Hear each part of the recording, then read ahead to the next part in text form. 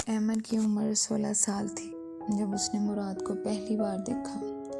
मुराद बहुत ही खूबसूरत और पढ़ा लिखा लड़का था और अहमद एक गांव के अनपढ़ घर की गरीब लड़की जिसने बचपन से सिर्फ अपनी माँ की तजलील देखी।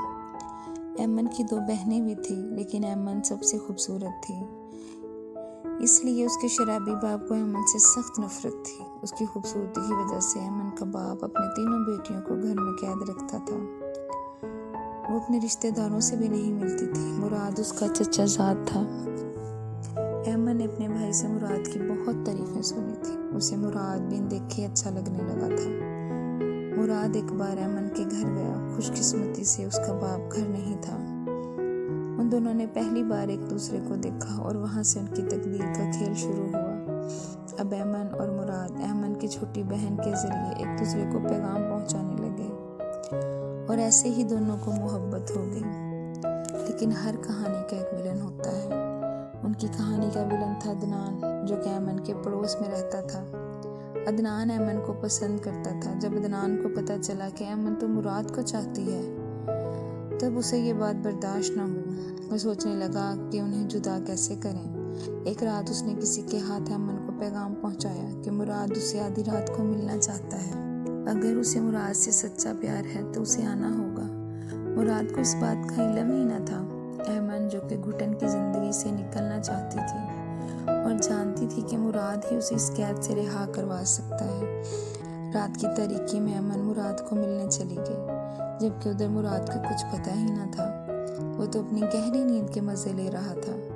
जब अहमद वहां पहुंची तो अदनान पहले से पुलिस को बुला चुका था, क्योंकि उसकी माँ किसी बड़े सरकारी ओहदे पर फाइज थी। इसलिए उसने पुलिस के जरिए उन दोनों को बर्बाद कर दिया।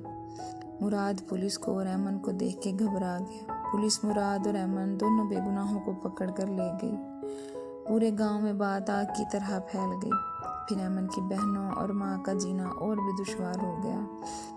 जब अदालत में कार्रवाई अमल में लाई गई तो दोनों को बाइज्जत रिहा कर दिया गया।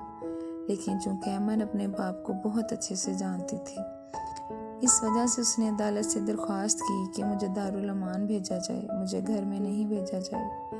जज साहब ने उसकी ये दरख्वास्त मंजूर कर दी। अब से अहमद दारुल अमान में खुश रहने लगी और मुराद और उसकी फैमिली गांव छोड़कर चले गए। वक्त जैसे जैसे गुजरता गया, लोगों को सब कुछ भूलता गया। फिर 2 साल बाद अहमद का बाप उसे दारुल अमान मिलने आया। वो बहुत खुश हुआ मिलके। इस तरह वो रोज़ उसे मिलने आने लगा। अहमद भी बहुत खुश थी अपने बाप को बदला हुआ देखकर।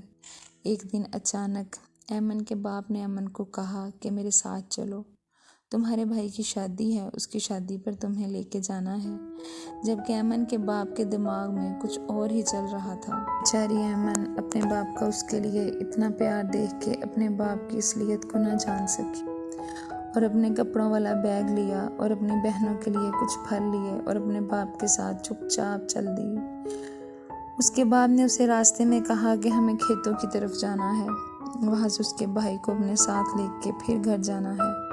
इस तरह वो बेचारी ख्वाबों के समंदर में डूबी, अपने बाप के इशारों पर चल दी। लेकिन कुछ दूर जाके जब देखा खेत आ चुके हैं, उसके बाप ने इधर उधर देखा, कोई ना था। उसके बाप ने उसका बाजू पकड़ा और एक कमरे में कैद कर दिया। वो बहुत रोई, चिल्लाई, मुझे निकालो यहाँ से। लेकिन उसके बाप ने उसकी एक ना सुनी और उसको कैद करके घर वापस आ गया।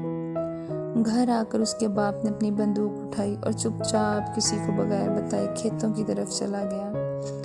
अहमद की माँ, जो कि 2 साल बाद अपनी बेटी को देखने के लिए बेताब थी, उसको कानों कान खबर न थी कि उसका शोहर अपनी ही बेटी को मारने जा रहा था। दोस्तों, उसके बाद क्या होना था, जैसा कि आप जानते हैं। अगले दिन सुबह तमाम गांव के लोग अपनी ज़मीनों की तरफ चल पड़े तो अचानक उन्होंने दूर से देखा कुछ परिंदे एक लाश को नोच रहे थे।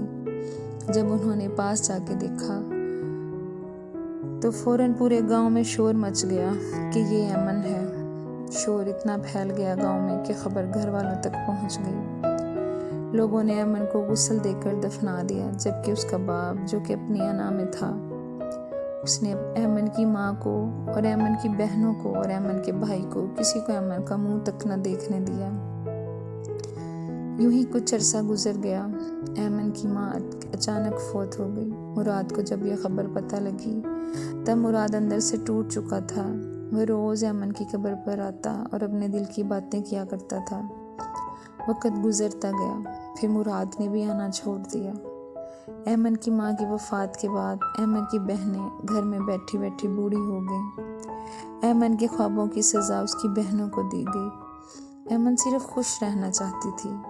उसके ख्वाबों को गैरत के लफ्ज़ की दीमक खा गई और मुराद ने शादी कर ली।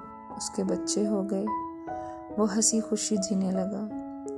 किसी के जाने से कुछ नहीं रुकता, न ज़िंदगी, न ख्वाहिशें, न लोग। तो दोस्तों, कैसी लगी मेरी कहानी? उम्मीद है आप सबको अच्छी लगी होगी। अगली कहानी के लिए इंतज़ार कीजिएगा हमारा।